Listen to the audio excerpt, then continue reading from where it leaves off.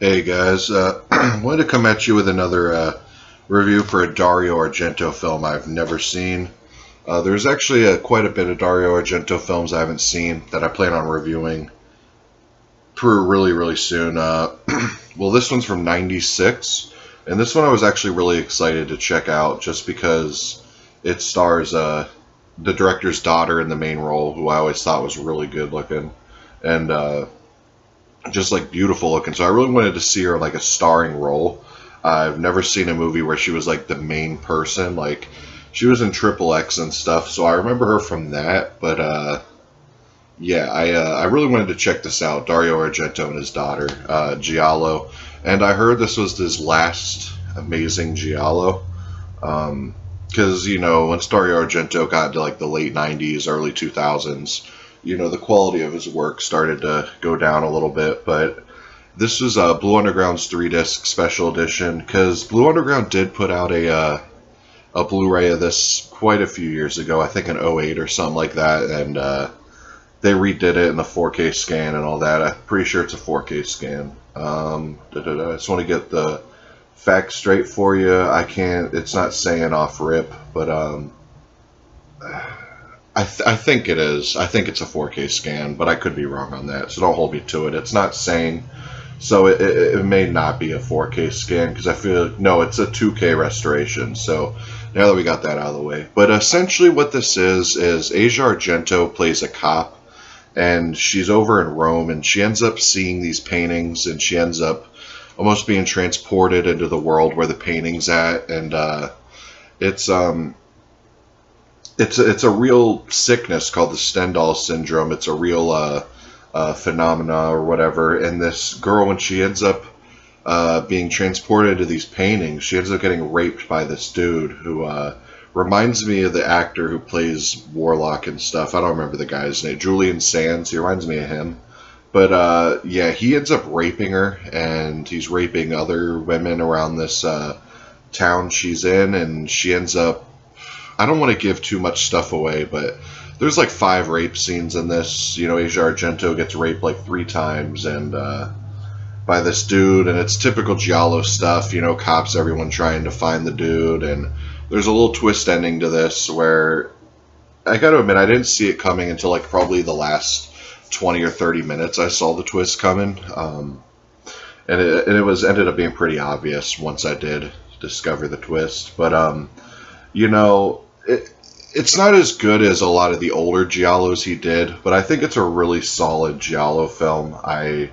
You could tell it's an Argento film. I think Asia Argento does an amazing job in it. I mean, she's really young to be a cop, so it does kind of take you out of it a little bit, but if you could let that go, it's a really solid performance is what she's trying to do. I mean, she has 3 totally different looks in the movie. The first, she looks normal long black hair and stuff. Then after the first rape, she ends up freaking out and cutting all her hair off. And then she ends up getting this blonde wig. And she looks pretty fine in all 3 stages. The dude who plays the killer, really energetic dude, really dug his performance, really out there. He does this thing with a razor blade in his mouth that, if you've seen it, you know what I'm talking about. But the dude's like unhinged and stuff. But I really dug his performance as the killer. I really want to see other stuff he's done. It says Dracula 3D and King Kong, so that's not really that good of a little resume there. But I definitely recommend picking this up if you haven't seen it and you're interested in Argento, or you've seen Argento's older films and you're just trying to build up a collection of his movies like I was.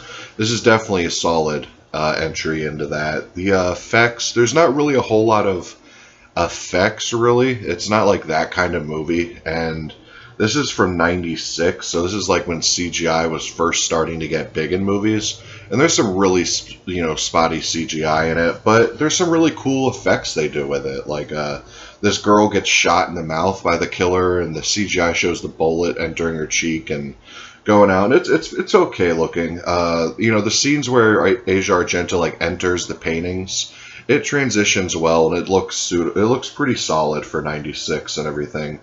And the music I thought was amazing. I'm pretty sure someone from like Claudio Fragrasso or something like that. I'm sure one of those people from Goblin did the music in this. I'm pretty sure.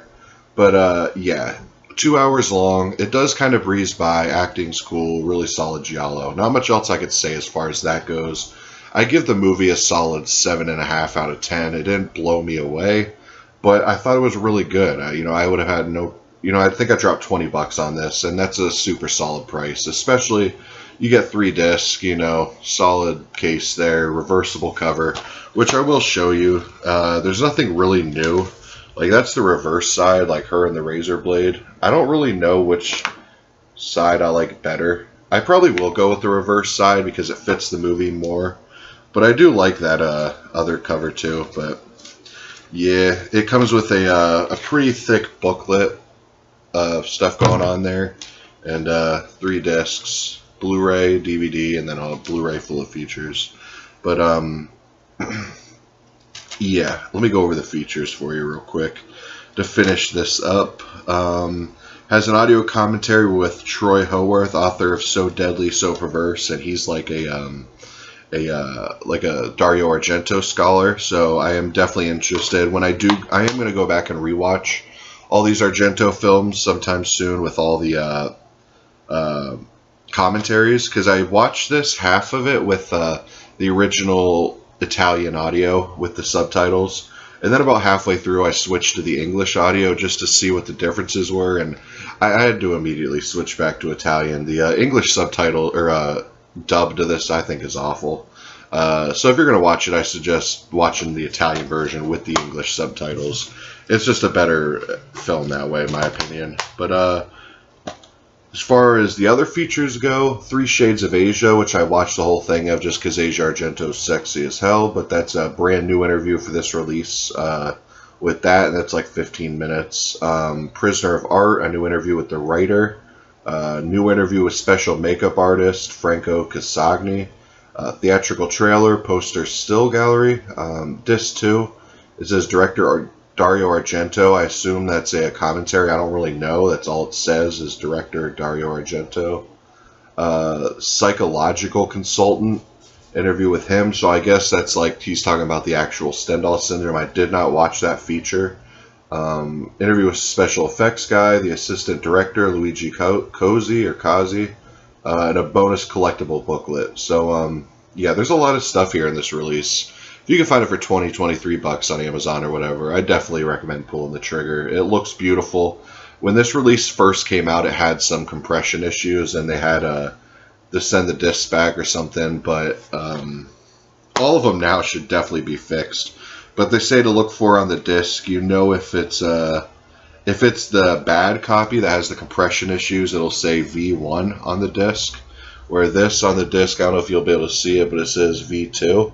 That's how you know if it's the updated fixed compression issue disc, which they all should definitely have that.